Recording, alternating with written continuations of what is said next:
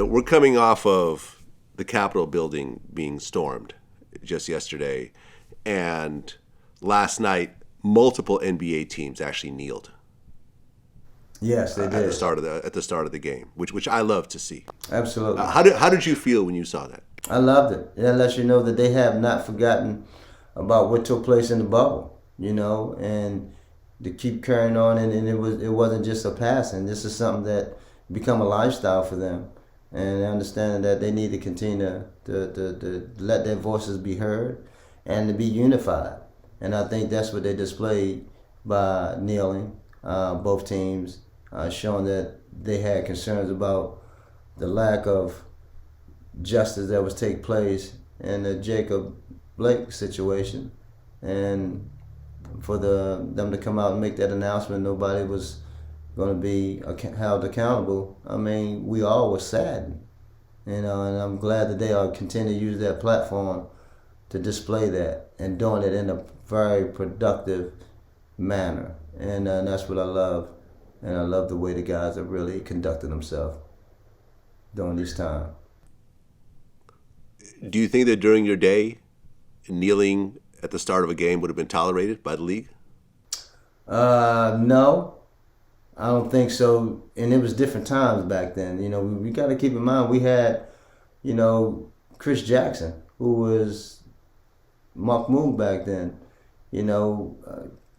had similar issues with the National Anthem. And he was standing, and he was a Muslim with his beliefs. So, and you see how that all transpired for him. It felt like he got blackballed out the league for quite some time. So it was different times back then. Who knows what could have transpired in terms of if they would have showed that type of leadership. I don't know if the NBA was in a good place during that time where they were able to address and support in such a way where they're doing now. Right, because I interviewed Craig Hodges last year, and during the finals between the Bulls and the Lakers, he actually approached both Jordan and Magic to boycott the game, based on, the way black people were being treated in America. Jordan said he was crazy, and Magic said that that's just way too extreme. You actually approached both Jordan and Magic, right? And you suggested that the teams not take the floor, right, as a protest to the social injustice that's happening with black people in America. And see, it wasn't just and that's I think. My position at that point in time was we didn't have black owners, black management, black executives. At that point in time, we have an opportunity with 21 of the 24 athletes. And that's one of the things I was talking to Horace Grant about that this morning because he called me to get clarification. And I was telling Horace, I was like, brother, when I was talking to y'all in 1991, half of y'all was looking at me like I had my third eye literally outside of my head. So when I would ask y'all, brothers, what about us boycott? It was so cursory to y'all. It was so like nonsensical. It was just a fleeting thought. So when I brought it to Magic and MJ, y'all didn't take it serious. I know y'all didn't. So it was serious to me. But in hindsight, could I have done it by myself and just sat down, but sacrificed that moment of work? Nah. And wouldn't nobody care. Because remember at one point, what was the situation where LeBron and other players were talking about actually boycotting games? After the George Floyd. George Floyd. Yeah. And that's what it was. I mean, and again, you can think about it. I mean, we go back during the Rodney King situation. During the playoff of the championship game, when it was actually taking place. Right there in front of our eyes. So, like I said, the leadership and the way it was and the way the world was totally different. So comparing the two, it's hard. It's just a little, difficult for me to try to put what could have happened, what type of leadership should have happened back then, because it was a different world. And now we at this place where the social justice, injustice has been on the forefront for so many months.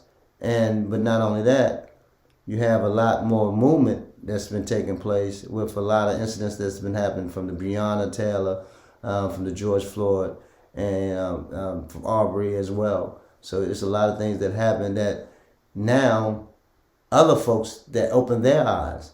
It's no longer just minorities or black folks. It's, a lot of people, a lot of whites have joined the forces in the cause, and they feel like injustice has been not been fair to the black community. So a lot of things has been taking place, but the guys have been using this platform very well and been not shying away from it at all. Right, because I remember when I interviewed Chuck D, he said something very interesting. He said that the LeBron and Jordan comparisons end on the court. Because off the court, what LeBron has done in terms of speaking out, in terms of social change, getting his voice heard. LeBron James has made the effort, and we've never met either. I've never met LeBron James. Yeah. Made the effort to know that with his voice as an athlete, he's going to say, and he's making his mark. So to talk about comparing LeBron James and Michael Jordan stops on the court and it goes in a different place with LeBron. Oh yeah, no, And LeBron has done so much more But off in a the different court time. than Jordan that Yes. it's not even. But it's I'm not even going to get close. into. I'm not going to get in the area of what Jordan isn't. But I'm saying, Yeah, LeBron's time, he recognized who he is in this time, and was fearless about going about it. Jordan wasn't doing that in his day. Remember that there was that famous Republicans wear sneakers too. Right. Yeah. And he wouldn't support that one candidate against Jesse Helms in North Carolina. But, your state here. Yeah, but yeah, and you're right about that. And you got to keep in mind those guys. It was a different world back then.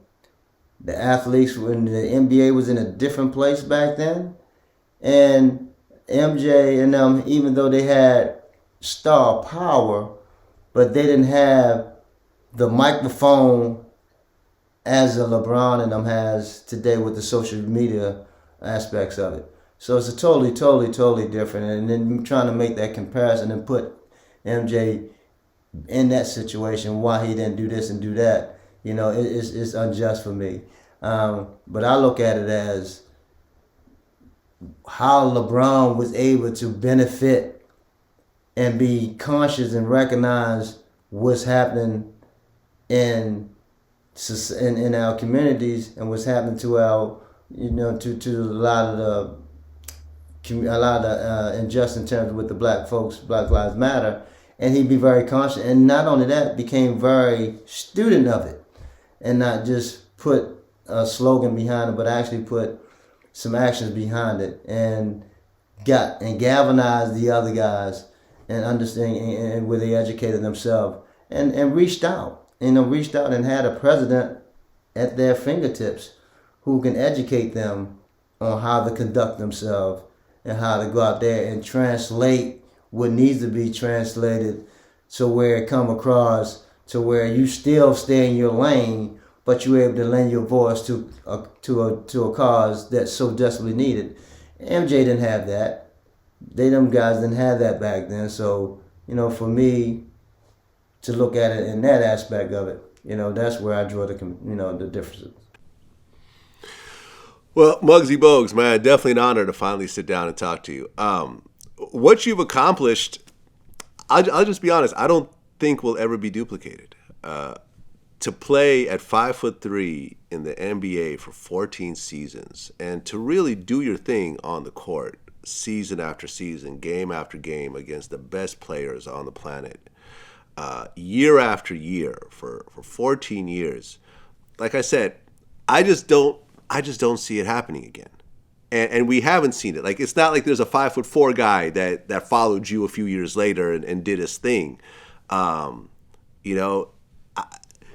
To have the type of hustle and skill to such an extent that you could play guys that are 2 feet higher than you, and blocking guys that are 7 feet tall, and so forth, man. I just don't think it's going to be done again, man. I think that your place in history is just 100% cemented, and I don't think it's going anywhere in the foreseeable future. Well, I truly appreciate that. I really do. And but for me, I hope it's the opposite. I love to see that person out there with a mindset and a dream and a belief that this is what I want to do. Yeah. And I'm going to go out there and do it. Maybe not, but I hope that I can see it in my lifetime.